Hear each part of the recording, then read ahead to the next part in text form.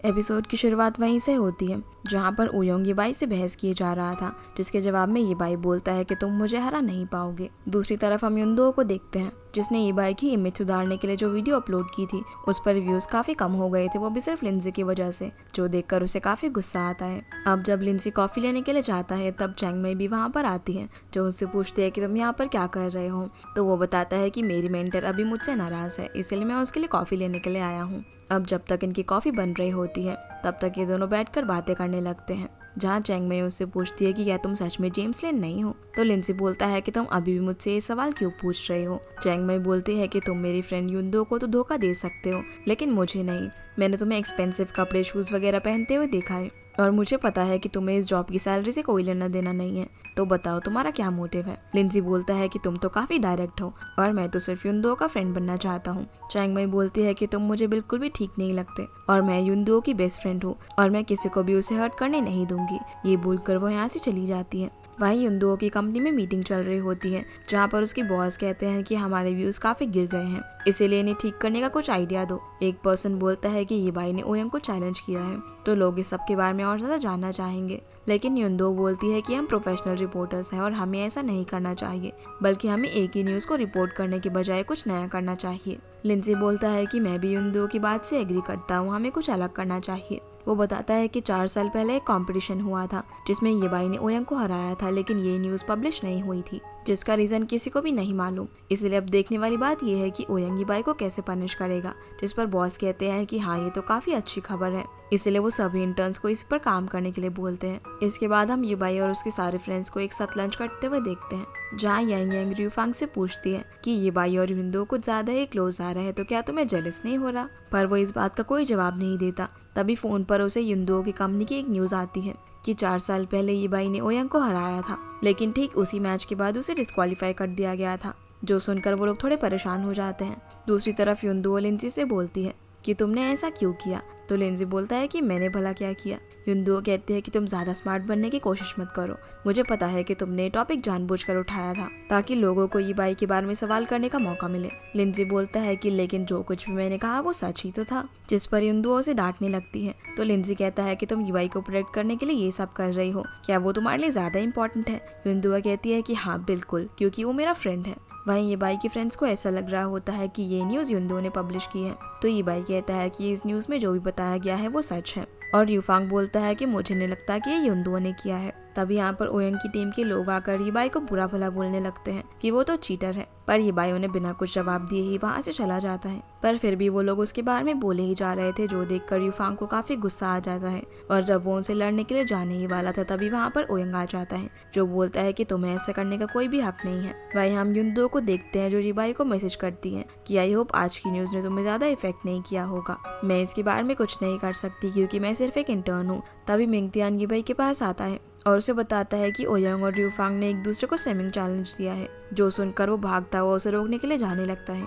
लेकिन बाहर ओयोंग की टीम के लोग खड़े थे जो कि उसे अंदर नहीं जाने देते। तभी वहाँ पर ओयोंग आता है जो यीबाई से कहता है कि अगली बारी तुम्हारी है। अब जब यीबाई और उसके फ्रेंड्स अंदर जाते हैं तो उन्हें पता चलता है कि र्यूफांग हार गया है, जिस वजह से वो काफी अपसेट था और काफी गुस्से में भी था। यीबाई उसके पास आकर उसे ऐसा करने से रोकता है और बोलता है कि क्या तुम्हें याद है जब मैं स्विमिंग चैंपियनशिप हार गया था तो तुमने मुझे क्या बोला था। जहाँ में फ्लैशबैक से पता चलता है कि मैच हारने के बाद ओयोंग और यीबाई काफी अपसेट होते हैं। तभी र्यूफांग उनके पास आकर उन्हें बोलता है कि एक मैच हारने पर तुम्हें इतना अपसेट होने की कोई जरूरत नहीं है, आगे जाकर तो हमें बहुत सारे मैचेस जीतने हैं। फिर वो उन दोनों के हाथ में विन लिखता है और ये तीनों एक दूसरे से प्रॉमिस करते हैं कि वो आगे कभी भी नहीं हारेंगे। प्रेजेंट में यीबाई र्यूफांग को बोलता है कि तुम इस तरह हार नहीं मान सकते, तो र्यूफांग भी उसे सॉरी बोलता है और कहता है मैं तो सिर्फ तुम्हारे लिए बदला लेना चाहता था। पर वो उसे ऐसा करने से मना करता है और बोलता है कि हम ड्रीम कप जरूर जीतेंगे। फिर हम र्यूफांग की टीम को प्रैक्टिस करता हुआ देखते हैं। उसी वक्त वहाँ पर ओयोंग की टीम भी आ जाती है, जो यीबाई को यहाँ पर ना देखकर बकवास करने लगते हैं कि क्या वो डर कर भाग गया। पर र्यूफांग उनसे कुछ भी आर्ग्यू नहीं करता और स्विमिंग करने के लिए पूल में जंप लगाने वाला होता है। वही हम युनदो को देखते हैं जो कि यीबाई के मैसेज का वेट कर रही थी और वो बोलती है कि तुमने मेरी एक भी मैसेज का रिप्लाई नहीं दिया, क्या तुम मुझसे नाराज हो गए हो। तभी मिस्टर सन आकर उसे बताते हैं कि तुम्हें साउथ फिजिकल इंटरव्यू लेने के लिए जाना है और क्योंकि लिंजे उसका असिस्टेंट था इसीलिए वो भी उसके साथ जाने लगता है, जहाँ लिंजे उसे अपनी कार से चलने के लिए बोलता है। तो युनदो बोलती है कि ये तुम्हारी कार है, ये तो काफी एक्सपेंसिव लगती है, पर वो मना कर देता है कि नहीं नहीं ये बिल्कुल भी एक्सपेंसिव एक्सपेंसिव नहीं है। युंदो अब उसके आगे कुछ नहीं बोलती और उसके साथ जाने लगती है। युंदो जब इंटरव्यू लेने के लिए बाहर वेट कर रही होती है, तभी वहाँ पर इबाई अपने कोचेस के साथ आता है, जहाँ सभी उससे पूछने लगते हैं कि आपका कल की न्यूज़ के बारे में क्या कहना है, लेकिन वो कोई भी जवाब नहीं देता और युंदो की तरफ देखकर कोचेस के साथ वहाँ से चला जाता है। अंदर जाकर कोच को पता चलता है कि र्यूफांग 2500 मीटर स्विम कर चुका है, लेकिन फिर भी वो पूल से बाहर नहीं आ रहा। तब कोच युआन उसे रुकने के लिए बोलती है, तो र्यूफांग कहता है कि मैं अभी और भी स्विम कर सकता हूँ, इसीलिए वो उसे 5000 मीटर और स्विम करने का बोलकर ऑफिस में मिलने के लिए बुलाती है। जो देखकर ओयंग की टीममेट्स काफी हैरान हो जाते हैं कि इतना स्विम करने के बाद भी उसमें 5000 मीटर और स्विम करने की एनर्जी बची है और वो काफी तेज स्विम कर रहा है, ये तो एक मॉन्स्टर है। इसके बाद इन सभी को हम कोच के ऑफिस में देखते हैं, जहाँ वो र्यूफांग से बोलती है कि कल रात तुमने ओयंग के साथ मैच किया था और आज भी तुम इतना ज्यादा स्विम कर रहे थे, क्या तुम सच में प्रैक्टिस के लिए सीरियस हो? तो र्यूफांग कहता है कि हाँ कोच, मैं बिल्कुल सीरियस हूँ, क्योंकि ड्रीम कप कंपटीशन नजदीक आ रहा है।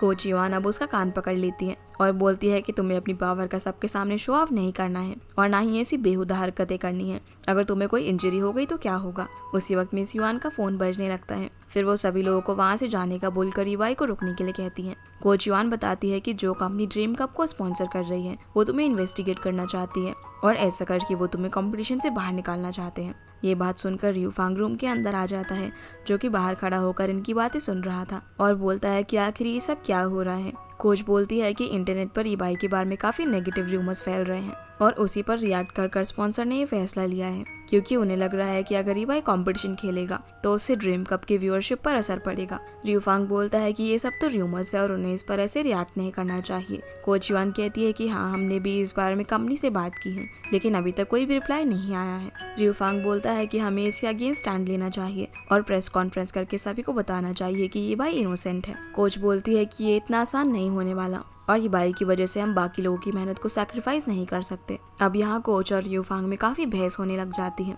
तब इबाई उसे शांत कराता है और बोलता है कि कोच ठीक कह रही है, मेरी वजह से दूसरों की मेहनत पर पानी नहीं फिरना चाहिए। जो सुनकर ही गुस्से से यहाँ से जाने लगता है। फिर हम देखते हैं कि वो सीधा युंदो के पास जाता है और उसे बोलता है कि मैं तुम्हें एक इंटरव्यू देना चाहता हूँ। तो इंटरव्यू में ये बोलता है कि अगर इबाई को इस कंपटीशन से डिस्क्वालीफाई किया गया तो मैं भी इस कंपटीशन का हिस्सा नहीं बनूंगा और वो इस वीडियो को पब्लिश करने के लिए बोलता है। युंदो उससे पूछती है कि क्या तुम सच में ऐसा करने वाले हो, जिस पर वो हाँ बोलता है। तभी मिस्टर सन उसे बोलते हैं कि हम किसी भी न्यूज को बिना वेरीफाई किए पब्लिश नहीं कर सकते। तभी वहाँ पर इबाई आ जाता है और युंदो को ऐसा करने से मना करता है। र्यूफांग युंदो को बोलता है कि अगर तुम मुझे अपना दोस्त मानती हो तो इसे जल्दी से पब्लिश कर दो, पर इबाई र्यूफांग को कहता है कि तुम्हें ऐसा करने की जरूरत नहीं है। ये बोलकर वो उसे यहाँ से ले जाता है। जिसके बाद हम र्यूफांग को कोच के सामने देखते हैं, जहाँ वो उसे डांट रही होती है। तो वो इबाई को कहता है कि भला तुम कैसे दोस्त हो, मैंने तुम्हारे लिए इतना सैक्रिफाइस किया लेकिन तुमने सब कुछ खराब कर दिया। कोच यहाँ अब उसे काफी डांटती है और बोलती है कि क्या तुम्हारा दिमाग खराब हो गया है जो कि अपना करियर खराब करने चले हो। र्यूफांग बोलता है कि मैं अपनी टीम मेंबर्स के लिए कुछ भी कर सकता हूँ और इबाई मेरा ब्रदर है, पता नहीं आप उसके लिए स्टैंड क्यों नहीं ले रही हो, आप किस तरह की कोच हो। जो सुनकर कोच नाराज होकर वहाँ से चली जाती है। ये भाई अब उसे मिस युआन से माफी मांगने के लिए बोलता है और उसे बताता है कि आज अगर मैं यहाँ पर हूँ तो वो सिर्फ कोच युआन की वजह से ही हूँ, क्योंकि उन्होंने मेरे लिए अपना करियर सैक्रिफाइस किया है और तुम सच में बहुत ही बेवकूफ़ हो जो मेरी वजह से अपना करियर सैक्रिफाइस करने चले हो, बल्कि तुम्हें तो मेरे लिए कम्पीट करना चाहिए और मेरा सपना पूरा करना चाहिए। ये सब सुनकर र्यूफांग उससे माफी मांगता है। अब जैसे ही भाई बाहर आता है तो सारे रिपोर्टर्स उसे घेर लेते हैं और पूछने लगते हैं कि क्या आपको कंपटीशन से डिस्क्वालीफाई किया जा रहा है। ये भाई बोलता है कि मुझे नहीं पता कि लोग मेरे बारे में क्या सोचते हैं, लेकिन मैं अपनी ड्रीम को कभी भी नहीं छोड़ूंगा। तभी वहाँ पर ओयंग आ जाता है, जो कि ये भाई की साइड लेते हुए बोलता है कि मुझे उस पर पूरा विश्वास है कि उसने कुछ भी गलत नहीं किया होगा और अगर उसे इस कंपटीशन से डिस्क्वालीफाई किया जाएगा तो मैं भी इस कंपटीशन में पार्ट नहीं लूंगा। ये सुनकर सभी लोग उससे इम्प्रेस हो जाते हैं। अगले सीन में हम ओयंग को उसके डैड से बातें करता हुआ देखते हैं, जहाँ वो उसे आज की हरकत के लिए डांट रहे थे और बोलते हैं कि तुम ये भाई की वजह से अपना करियर कैसे दांव पे लगा सकते हो। असल में उसके फादर भी एक काफी बड़े कोच थे और उनका मानना ये था कि ये भाई ओयंग को हरा देगा, जिस पर ओयंग कहता है कि आपको भला हमेशा ऐसा क्यों लगता है कि ये भाई मुझे हरा देगा, लेकिन मैं आपको इस बार गलत प्रूफ करना चाहता हूँ कि सबसे ज्यादा स्ट्रांग मैं ही हूँ, इसीलिए ही मैंने ये स्टेप लिया है, क्योंकि अगर ये भाई कंपटीशन में पार्ट ही नहीं लेगा तो मैं किसके साथ लड़ूंगा। र्यूफांग जब टीवी पर ओयंग का इंटरव्यू देखता है तो काफी गुस्से में आ जाता है और बोलता है कि आखिर तुम्हारी हिम्मत कैसे हुई मुझे कॉपी करने की। तभी कोच टीवी ऑफ कर देती है और बताती है कि आज स्पॉन्सर्स ने एक प्रेस कॉन्फ्रेंस रखी थी जिसमें उन्होंने फैसला किया है कि ये भाई को डिस्क्वालीफाई नहीं किया जाएगा। जो सुनकर सभी लोग काफी खुश हो जाते हैं। सभी के जाने के बाद र्यूफांग भी अब कोच से माफी मांगने के लिए आता है। ये बोलकर वो अपनी चप्पल निकाल कर उन्हें देता है और बोलता है कि आप जितना चाहें मुझे पीट सकती हैं, लेकिन सिर्फ चेहरे पर मत मारना। कोच भी अब उसे मजाक मजाक में पीटने लगती हैं। ये बाई और यांग यांग चुपके से उसकी पिटाई देख रहे थे और काफी हंस रहे होते हैं। अगले दिन युनदो ये बाई को कांग्रेचुलेट करने के लिए आती है क्योंकि अब वो ड्रीम कप में खेलने वाला था, पर कोच उसे उससे मिलने से रोक देते हैं और बोलते हैं कि तुमने उसका करियर ऑलमोस्ट खत्म ही कर दिया था और तुम अभी भी खुद को उसका फ्रेंड कहती हो।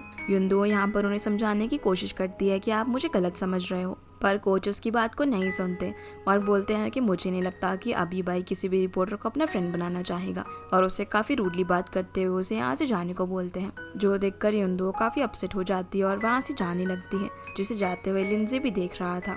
रात में हम युनदो को देखते हैं जो कि ये बाई को काफी मिस कर रही होती है, इसीलिए वो उसे कॉल करने लगती है। जहाँ जब ये बाई जैसे उसका फोन पिक करने वाला होता है तभी कोच आकर उसका फोन छीन लेते हैं और बोलते हैं कि ये तुम्हें फिर से कॉल क्यों कर रही है।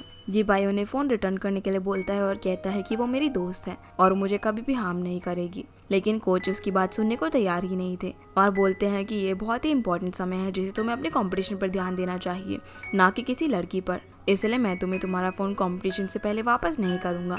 ये बोलकर वो यहाँ से जाने लगते हैं। वही युनदो सोच रही होती है कि शायद ये बाई मुझसे सच में नाराज है, इसलिए उसने कॉल कट कर दिया। जैसे ही वो घर पहुंचती है तो उसकी लैंडलॉर्ड उसका सारा सामान बाहर निकाल रही होती है।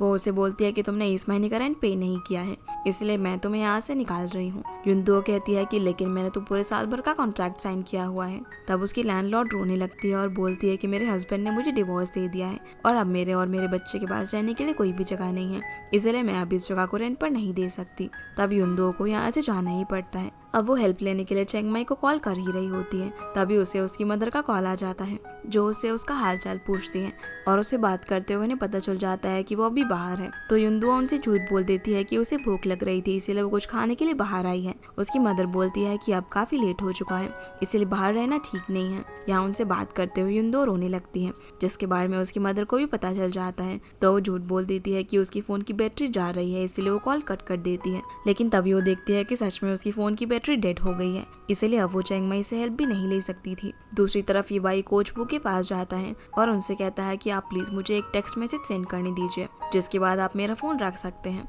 कोच पूछते हैं कि क्या ये मैसेज तुम्हें युनदो को करना है, जिस पर ये बाई हाँ बोलता है। अब वो उसे अपने पास बैठाते हैं और अपनी कहानी बताते हुए उसे समझाने लगते हैं कि मैं भी कभी किसी लड़की को पसंद करता था जो कि स्विमर थी और मुझे लगा था कि ये सारी चीजें मेरे करियर को इफेक्ट नहीं करेंगी, लेकिन आखिर में ना तो मेरे हाथ वो लड़की लगी और ना ही मेरा कंपटीशन, इसलिए मैं नहीं चाहता कि मेरे साथ जो हुआ वो तुम्हारे साथ भी हो। जिसके बाद हम युनदो को देखते हैं जो कि कोई ठिकाना ना होने पर अपने ऑफिस चली जाती है, जहाँ वो अपने फोन को चार्ज पर लगाती है। युनदो जब अपने फोन को ऑन करती है तब उससे अपनी मॉम का मैसेज मिलता है, जिसमें वो उसे बोल रही होती है कि तुम हमेशा मेरी पूरी बात सुने बिना ही कॉल कट कर देती हो और मैं और तुम्हारे फादर तुम्हें बहुत ही मिस करते हैं। जो पढ़कर वो काफी इमोशनल हो जाती है। अगली सुबह जब मिस्टर सन और चेंग माई ऑफिस आते हैं तब वो युनदो को वहीं पर सोता हुआ देखते हैं। तब वो उन्हें सारी बात बताती है और वो मिस्टर सन को बोलती है कि आप चिंता मत कीजिए, मैं जल्दी से जल्दी अपने लिए कोई घर जरूर ढूंढ लूंगी। फिर मिस्टर सन उसे दोबारा से साउथ फिजिकल जाने के लिए बोलते हैं। अब हम फिर से युनदो और लिंजी को देखते हैं, जहाँ वो फिर से स्टेडियम आ चुके थे। लिंजी उसे बोलता है कि कोच वो की बातों को खुद पर हावी मत होने दो। तो युनदो बोलती है कि मुझे पता है कि मेरा स्टेटस क्या है और मुझे उनकी बातों से कोई फर्क नहीं पड़ता। तभी वहाँ पर ईबाई आ जाता है और जब वो उससे बात करने के लिए जाने ही वाली थी उसी वक्त वहाँ पर कोच वो भी आ जाते हैं, जो उससे पूछते हैं कि तुम फिर से यहाँ पर क्यों आई हो। तो युनदो कहती है कि इस बार मैं आप ही से मिलने के लिए आई हूँ, मुझे उन लोगों की लिस्ट चाहिए जो कि ड्रीम कप में पार्टिसिपेट करने वाले हैं, जो दोनों के लिए कोच वो उसे अपने ऑफिस में ले जाते हैं। वहीं ईबाई लिंसी से पूछता है कि क्या आपको पता है कि क्या हुआ था। तो वो उसे सारी बात बता देता है कि कोच ने युनदो को क्या क्या बोला था, इसीलिए वो तुम्हारे भले के लिए ही तुमसे दूर हो रही है। जो सब सुनकर ईबाई कहता है कि कोई भी रिपोर्टर मेरे करियर को इफेक्ट नहीं कर सकता। लिंजी बोलता है कि लेकिन तुम्हारी वजह से युनदो के फ्यूचर पर बहुत ही असर पड़ रहा है, क्योंकि वो अभी सिर्फ एक इंटर्न है, लेकिन तुम्हें प्रोटेक्ट करने के लिए वो हमेशा ऑफिस में बहस करती रहती है और ऐसा करने से उसकी जॉब भी जा सकती है।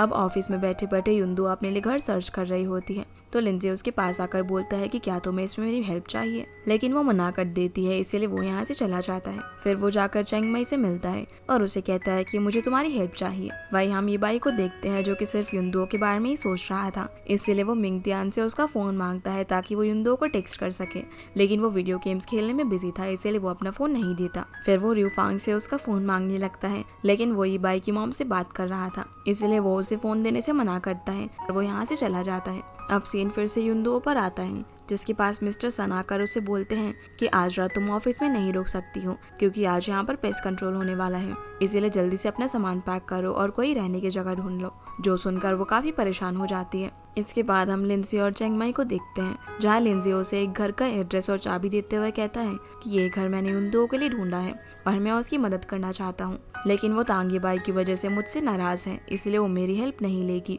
तो मैं चाहता हूँ कि मेरी जगह तुम उसे ये बताओ कि तुमने ये घर उसके लिए ढूंढा है। ये सब देखकर चेंग माई उससे पूछती है कि क्या तुम उसे लाइक करते हो। तो लिंजी कहता है कि नहीं नहीं, ये सब मैं सिर्फ एक रीज़न की वजह से कर रहा हूँ। और फिर वो उसे बताने लगता है कि एक बार मेरी सिस्टर की तबीयत काफ़ी बिगड़ गई थी, उसके बचने के चांसेस काफ़ी कम थे, इसलिए मुझे लगा कि मैं अपने आप सब कुछ खो चुका हूँ। जब मैं काफ़ी ड्रंक होकर सड़क पर पड़ा था तब युंदो ने मेरी मदद की थी, इसीलिए मैं अब सीक्रेटली उसकी मदद करना चाहता हूँ। फिर हम यीबाई को देखते हैं जो कि युंदो से मिलने के लिए उसके घर जाता है, लेकिन उसे पता चलता है कि उसने ये घर खाली कर दिया है, इसीलिए अपसेट होकर वो यहाँ से जाने लगता है। इसी बीच हम युंदो को देखते हैं जो कि एक होटल में रूम लेने के लिए आती है, पर जब वो आईडी देने के लिए अपना बैग ओपन करती है तब उसे पता चलता है कि उसका वॉलेट तो ऑफिस में ही रह गया है, इसलिए वो वहाँ से निकलकर चेंग माई को कॉल कर रही होती है, लेकिन वो उसका कॉल पिक ही नहीं कर रही थी। तभी वो यीबाई को याद करने लगती है। वहीं यीबाई भी युंदो के बारे में ही सोच रहा था, पर यहाँ हम देखते हैं कि दोनों एक ही रोड पर चल रहे थे और फाइनली वो एक दूसरे को देख ही लेते हैं।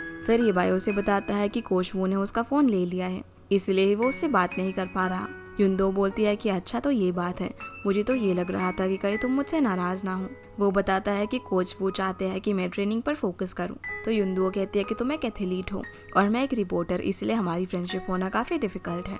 यीबाई कहता है कि तुमने भी तो मेरे लिए अपने ऑफिस में काफ़ी लड़ाई की है, तो ज़रूर तुम्हें भी अपने बॉस से डांट पड़ी होगी। युंदो बोलती है कि जो चीज़ मुझे गलत लगती है मैं उसके खिलाफ स्टैंड लेती हूँ। फिर यीबाई उससे पूछता है कि अब तो रात काफ़ी हो गई, तो तुम कहाँ जाने वाली हो। तो युंदो बोलती है कि मैं चेंग माई की कॉल का वेट कर रही हूँ, इसलिए तुम अब वापस चले जाओ। पर यीबाई उसे अपने साथ ले जाता है। अब वो उसे अपने हॉस्टल के बाहर लेकर जाता है। तो युंदो कहती है कि तुम मुझे यहाँ पर क्यों लाए हो, ये तो एक मेल डॉम है और मैं यहाँ पर नहीं रुक सकती। यीबाई कहता है कि तुम्हारे पास जाने के लिए कोई जगह नहीं है। तभी कोच वो यहाँ से जा रहे होते हैं, तो युंदो छुपने के चक्कर में गिरने वाली होती है और यीबाई उसे बचा लेता है, जहाँ इनका एक काफ़ी रोमांटिक सा मोमेंट क्रिएट हो जाता है। फिर यीबाई उसे अपने रूम में लेकर जाता है, जिसे देखकर मिंगतियान काफ़ी शॉक हो जाता है। तो यीबाई बताता है कि युंदो के पास रहने के लिए कोई जगह नहीं है, इसलिए मैं उसे यहाँ पर लेकर आ गया हूँ। युंदो बोलती है कि मुझे लगा नहीं था कि तुम्हारा रूम इतना साफ भी हो सकता है। मिंगतियान उसे बताता है कि ये सब यीबाई का कमाल है, क्योंकि उसे साफ सफाई काफ़ी पसंद है, लेकिन हमारे रूम में एक मेसी पर्सन भी है जो कि र्यूफांग था। और तभी वो वॉशरूम से नहाकर बाहर निकलता है, जिसने शर्ट नहीं पहनी हुई थी। इसलिए जैसे ही युंदो उसे देखती है तो वो चिल्लाने लगती है और र्यूफांग भी चिल्लाने लगता है। पर यह आवाज़ कोच वू ने भी सुन ली थी, जो कि यीबाई के रूम में आते हैं और पूछते हैं कि यहाँ पर क्या हो रहा है। यहाँ से एक लड़की के चिल्लाने की आवाज़ आई है। अब वो लोग कोच से झूठ बोल देते हैं कि ये तो र्यूफांग चिल्ला रहा था, क्योंकि उसने एक कॉकरोच देख लिया था। अब उन्हें यकीन दिलाने के लिए र्यूफांग उन्हें फिर से चिल्ला के दिखाता है और कोच वहाँ से चले जाते हैं। फिर यीबाई युंदो को बाहर निकाल देता है, जिसने कि उसे छुपाए रखा था। के बाद र्यूफांग यीबाई से कहता है कि क्या युंदो यहाँ पर रुकने वाली है। तो युंदो मना कर देती है और बोलती है कि मैं तो सिर्फ अपनी फ्रेंड का कॉल का वेट कर रही हूँ।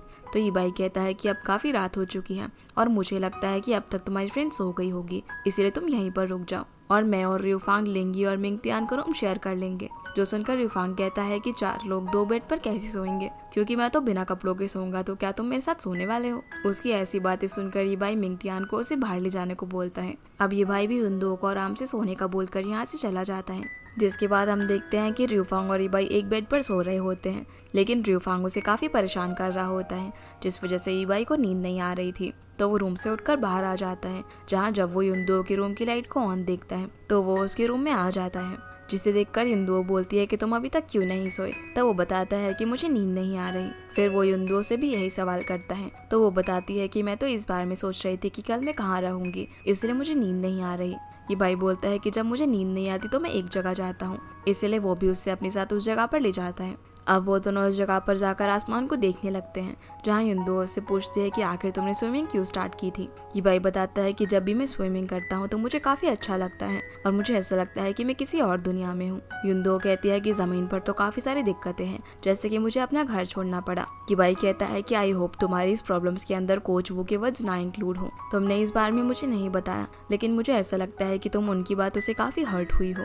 इसलिए शायद तुम मुझसे थोड़े डिस्टेंस बनाकर रखना चाहती हो। युंदो कहती है कि ऐसी बात नहीं है, तुम मेरे काफी अच्छे दोस्त हो और मैं समझ सकती हूँ कि कोच वो आखिर मुझे क्या समझाना चाहते थे। इसलिए उनका कहना भी गलत नहीं था। ये बाई उससे कहता है कि अगर तुम मुझे एथलीट और खुद को रिपोर्टर ना समझो तो चीजें काफी आसान हो जाएंगी। जैसे कि अभी जब हम साथ में होते हैं तो हम सिर्फ दोस्त हैं, हमारे प्रोफेशन से हमारी फ्रेंडशिप पर कोई भी इफेक्ट नहीं पड़ेगा। जिस पर युंदुओ मान जाती है और दोनों रात भर बातें करने लगते हैं। अगली सुबह ये बाई युंदुओ को स्विमिंग सिखा रहा होता है, जहाँ युंदुओ उससे पूछती है कि तुमने मुझे अपना फ्रेंड क्यों बनाया और तुम मुझे इतने अच्छे से ट्रीट क्यों करते हो। जो सुनकर ये बाई उसके क्लोज आ जाता है और उसे किस करने ही वाला होता है, लेकिन तभी युंदुओ की आंख खुल जाती है और ये सब वो एक सपना देख रही थी और याद करने लगती है कि कल वो ये बाई के साथ यहाँ से गई थी, लेकिन बाद में उसने उसके रूम में उसे छोड़ दिया था और अभी अभी जो उसने देखा वो सिर्फ एक सपना था। बिस्तर से उठने के बाद वो ये बाई को देखने के लिए जाती है, जहाँ ये बाई और र्यूफांग कुछ इस तरह से सो रहे थे, जो देखकर वो उनकी फोटोज क्लिक करने लगती है। तभी ये बाई की आंख खुल जाती है और वो उसे ऐसा करते हुए देख लेता है, इसलिए वो उसे फोटो डिलीट करने को बोलता है, लेकिन युंदुओ मना कर देती है। इसलिए ये बाई उससे फोन छीनने की कोशिश करता है और उसके पीछे पीछे भागने लगता है, लेकिन वो भागते भागते गिरने वाली होती है तो ये बाई उसे बचा लेता है और यहाँ फिर से एक रोमांटिक मोमेंट क्रिएट हो जाता है, जो चीज र्यूफांग भी देख लेता है और इन दोनों के ऐसे मोमेंट में एक फोटो क्लिक कर लेता है और बोलता है कि अब तो मैं इसे सोशल मीडिया पर पोस्ट करूंगा। युंदुओ अभी अब उसे उसकी फोटो दिखाती है और बोलती है कि मैं भी इसे पोस्ट कर दूंगी। ये बाई अब इन दोनों को ब्रेकफास्ट करने के लिए बोलता है। जब ये लोग ब्रेकफास्ट करने के लिए जाते हैं तो यहाँ र्यूफांग और ये बाई को इतना सारा खाना खाता हुआ देखकर युंदुओ शॉक हो जाती है। अब बातें करते हुए ये बाई युंदुओ से पूछता है कि तुम इतना कम क्यों खा रही हो, क्या तुम्हें घर की चिंता हो रही है? पर तुम परेशान मत हो, इसमें हम तुम्हारी मदद करेंगे। कॉलेज में जाकर र्यूफांग ये बाई को बताता है कि जल्दी ही कंपटीशन में पार्टिसिपेट करने वाले एथलीट्स की लिस्ट अनाउंस होने वाली है और मुझे पूरा यकीन है कि उसमें तुम्हारा नाम भी होगा। फिर वो उसे ये बोलकर चला जाता है कि मैं युंदुओ के लिए घर ढूंढने के लिए जा रहा हूँ। वहीं ऑफिस में चैंग मई लिंजी के इशारा करने पर युंदुओ से घर की बात करने के लिए जाती है। अब वो उसे घर के बारे में बोलने ही वाली थी, तभी युंदुओ को र्यूफांग का कॉल आता है, जो उसे बताता है कि मैंने तुम्हारे लिए घर ढूंढ दिया है और उसे वो घर की पिक्चर भी सेंड कर देता है। युंदुओ जब घर की फोटोज देखती है तो वो उसे काफी पसंद आता है। अब युंदुओ काफी खुश होकर चैंग मई को बताती है कि मुझे घर मिल गया है, जो सुनकर लिंजी थोड़ा अपसेट हो जाता है। जिसके बाद कोच युआन ड्रीम कप में शामिल होने वाले एथलीट्स के नाम अनाउंस करती है, जिसमें ये बाई का नाम भी शामिल था लेकिन वैकेंसी में, जो सुनकर सभी लोग काफी शॉक हो जाते हैं और डिसअपॉइंट भी। फिर हम युंदुओ को देखते हैं जो कि अपना घर शिफ्ट करने के लिए जल्दी ही ऑफिस से निकल जाती है। तभी लिंजी उसके पास आकर उसे रोकने की कोशिश करता है और बोलता है कि तुमने इतनी जल्दी घर कैसे ढूंढ लिया, पर युंदुओ से बोलती है कि तुम्हें मेरी फिक्र करने की जरूरत नहीं है। ये बोलकर वो यहाँ से चली जाती है। कॉलेज में कोच वो कोच युआन से बात कर रहे होते हैं और बोलते हैं कि तुम ये बाई के साथ ऐसा क्यों कर रही हो, तुम इसे कॉम्पीट करने का मौका क्यों नहीं दे रही, जबकि उसके और र्यूफांग के स्कोर सबसे ज्यादा हैं। कोच युआन बोलती है कि तांग ये बाई के स्कोर्स इम्प्रूव नहीं हो रहे हैं और इस कंडीशन में मुझे नहीं लगता कि वो कंपटीशन जीत सकता है।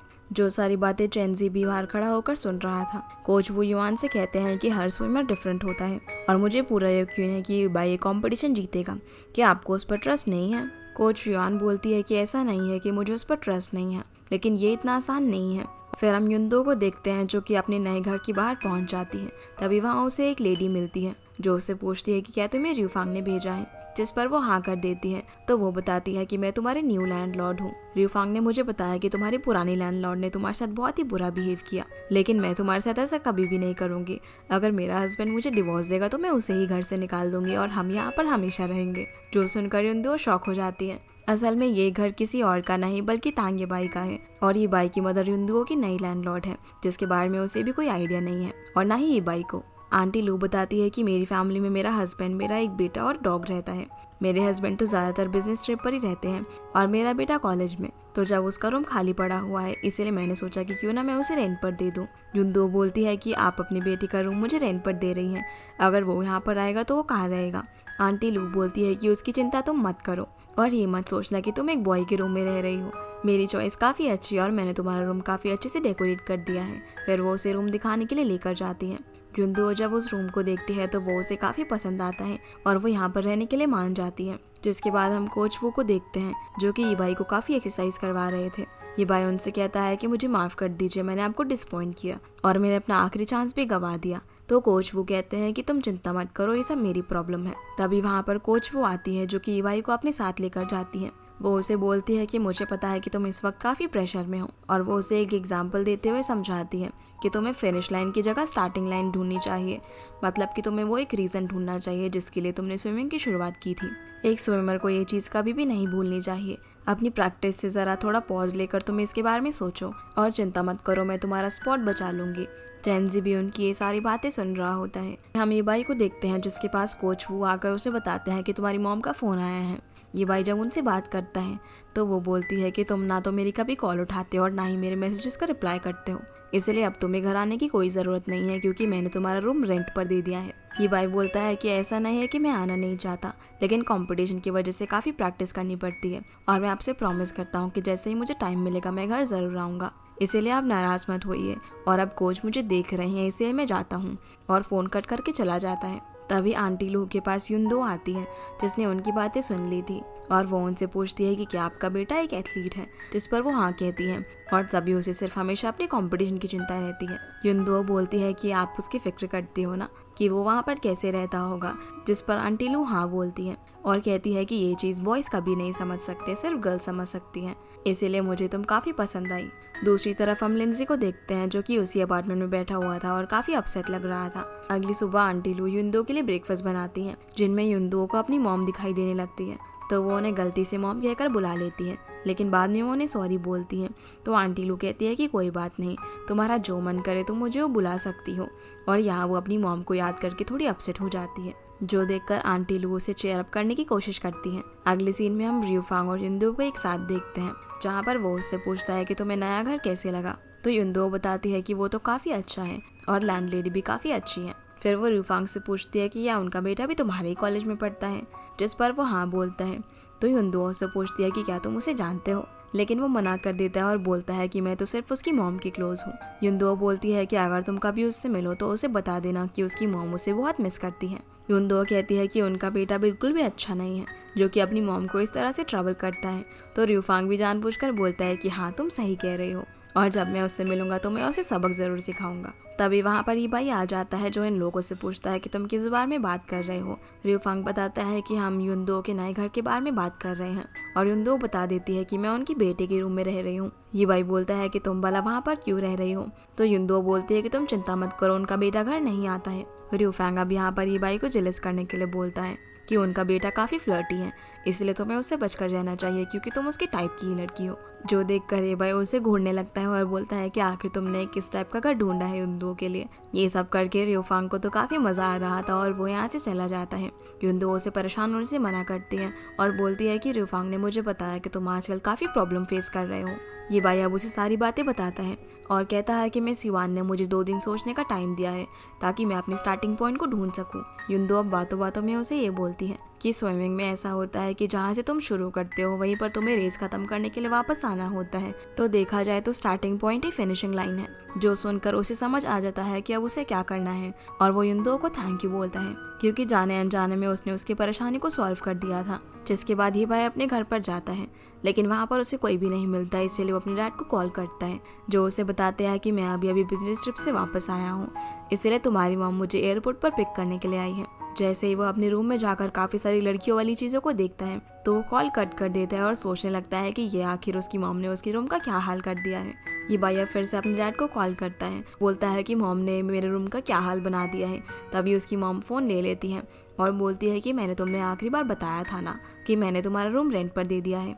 ये भाई बोलता है कि मुझे तो लगा कि आप मजाक कर रही थी और आपने ऐसा क्यों किया, कि आपको पैसों की ज़रूरत है। उसकी मॉम बोलती है कि हमारे घर में एक डॉग भी है और मैं इस रूम रेंट के पैसे उसका खाना लाने में इस्तेमाल करूँगी। जब उसके पेरेंट्स घर पर आते हैं तो ये भाई डॉग के बेड पर बैठा हुआ होता है और अपनी मॉम को देखकर कहता है कि आपने तो मेरा रूम रेंट पर दे दिया है, इसीलिए अब मुझे डॉग की जगह लेनी होगी। और क्योंकि अब वो अपनी मॉम से आर्ग्यूमेंट कर रहा था तो उसके डैड उसे चुप करवाते हैं। ये भाई कहता है कि आपकी वाइफ ने तो मुझे होमलेस कर दिया है।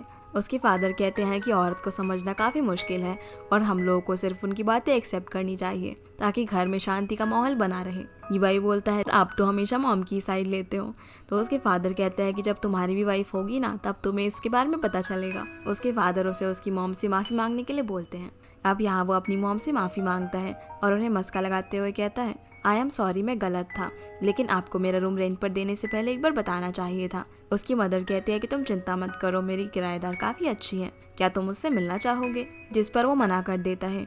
फिर वो स्टोर रूम में अपना कुछ सामान लेने के लिए जाता है, क्योंकि उसकी मॉम ने उसका सारा सामान वहाँ पर रख दिया था। अब यहाँ से वो एक कैमरा लेकर चला जाता है। ये भाई अब युनदुआ को कॉल करता है और उसे बोलता है कि क्या तुम कल फ्री हो, जिस पर युनदुआ हाँ कहती है। इसी के साथ ये एपिसोड यहीं पर खत्म हो जाता है। तो गाइस, ये थी आज की वीडियो एंड आई होप आप लोगों को ये वीडियो पसंद आई होगी। तो इस वीडियो को लाइक कर चैनल को सब्सक्राइब जरूर कीजिएगा। आपसे फिर मिलते हैं अगले एपिसोड में, तब तक के लिए गुड बाय।